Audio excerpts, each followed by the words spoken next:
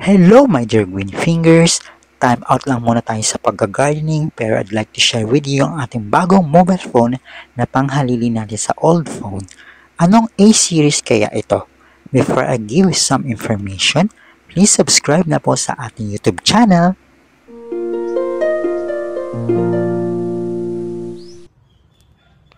A few weeks ago ay nakabili tayo ng Samsung Galaxy A16 5G mobile phone sa kanilang physical store dito sa lugar namin.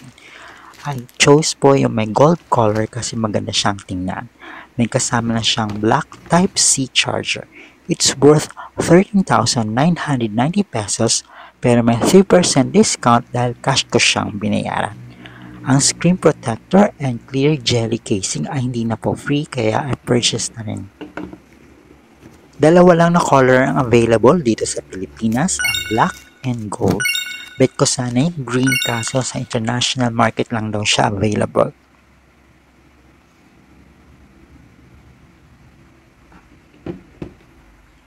Kasama dito sa box ay ang kanyang pamphlet, Type-C to Type-C cable at ejection pin, pati na rin yung black charger.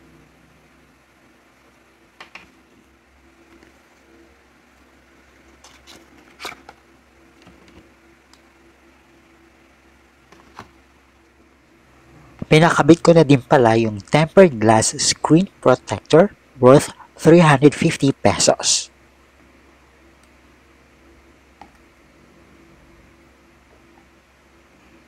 Itong Samsung A16 ay 6.7 inch Full HD at may Super AMOLED Infinity U display.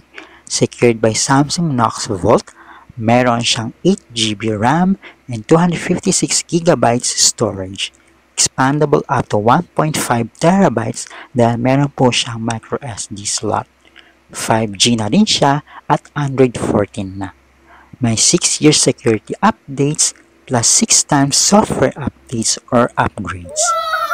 Nabalita siya na i-release last October 7, 2024 pero na-release siya sa market last October 25, 2024.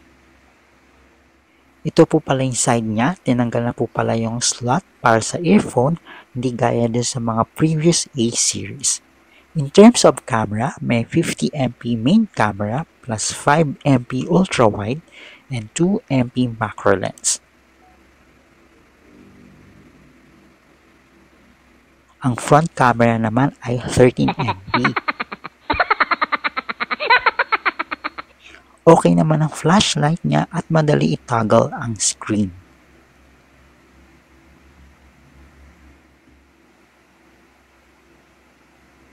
Bumili na din ako ng clear case niya para may added protection ng phone worth 250 pesos. Ayun, eksakto at lapat naman.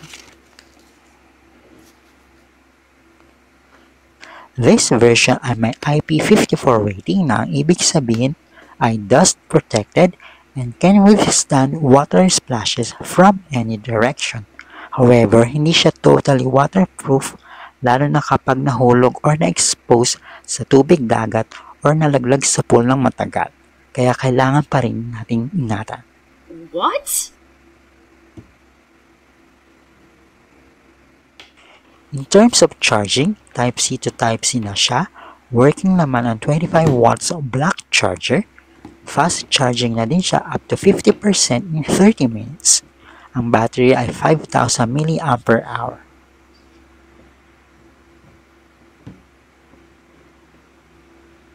Isa sa mga reasons kung bakit ko nagustuhan itong phone ay meron siyang microSD card slot para makapaglagay tayo ng additional memory space at tuloy-tuloy ang pag-vlog. Pwede rin ng dual SIM pero kung maglalagay ka ng SD card, kailangan mong tanggalin yung isang SIM dahil dalawa lang yung card slot niya. By the way, yung mga bagong flagship at mid-range A-series phones, mostly wala na po sila mga SD card slot. Share ko na din sa inyo yung itsura niya kapag naka-on ng flashlight. Nagre-reflect yung name niya, parang may backlight. Ang cute niya lalo na kapag may jelly casing. O, diba? Wow.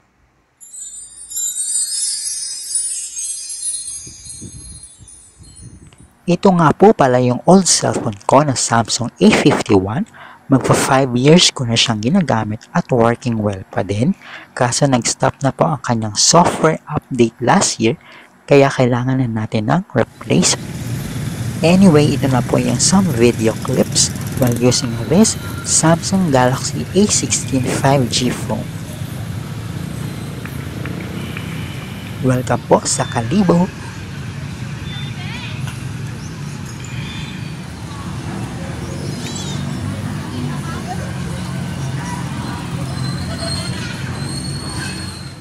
That's about it, guys. Thank you so much for watching. If nagustuhan niyo itong video, please hit the like button at i-share. Mag-subscribe na din po sa ating YouTube channel for more interesting contents. Paki-follow na din po ang ating Facebook page. Stay safe and happy, my dear green fingers. Bye!